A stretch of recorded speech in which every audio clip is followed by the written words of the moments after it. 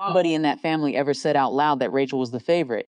It didn't need saying. It showed up in smaller ways, the extra 10 minutes of attention after a piano recital, the way their mother's voice softened by half a register when she said Rachel's name, the assumption, never spoken but always present, that Elaine would be fine. Elaine had always been fine. That was, in its own quiet way, its own kind of erasure. Elaine grew up learning to need less. Not because she chose it, exactly. More because the alternative, competing for something that wasn't being offered fairly, seemed like a waste of energy she could spend elsewhere. She got good at building things without applause. A degree earned without a celebratory dinner. A first job taken without a toast.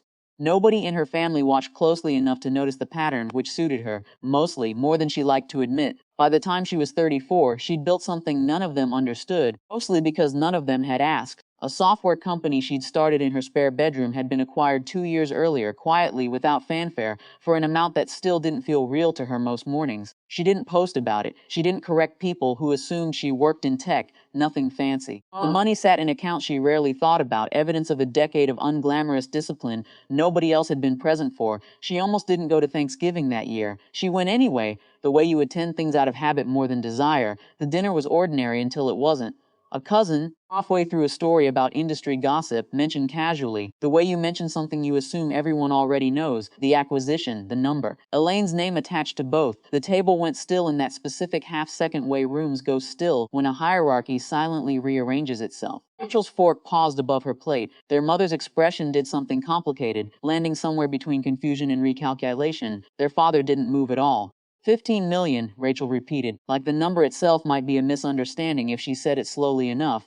Then, louder, sharper, you have $15 million, and you let us think. She didn't finish the sentence. She didn't need to. What followed wasn't really anger, though it wore anger's clothes. It was something closer to grief. The specific panic of realizing the sibling she'd been raised to eclipse had never actually been in the race. Elaine didn't defend herself. She'd learned a long time ago that defending yourself in that family rarely changed the verdict, only prolonged the hearing. Their father still hadn't spoken. He sat at the head of the table with the stillness of a man doing quiet arithmetic. He didn't want to finish. Years of small preferences, small assumptions, small comparisons, suddenly visible to him, all at once, the way invisible ink appears under the right light. He wasn't a cruel man. He'd simply never had to notice his own favoritism, because noticing it had never cost him anything.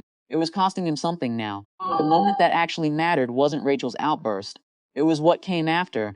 Their family attorney, present that year only because of unrelated paperwork on their grandmother's estate, had been sitting quietly near the end of the table, clearly uncomfortable to be witnessing a family argument he had no part in. Rachel turned to him, still flushed, and asked too directly, too fast, the question escaping before she could stop it.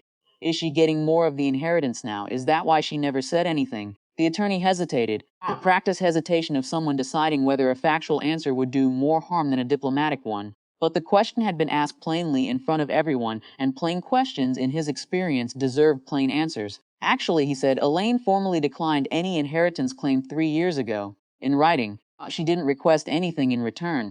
The silence that followed wasn't dramatic. Nobody gasped, nobody cried. It was worse than that. It was the specific quiet of people, forced to reconcile a version of someone they thought they understood with evidence that contradicted it.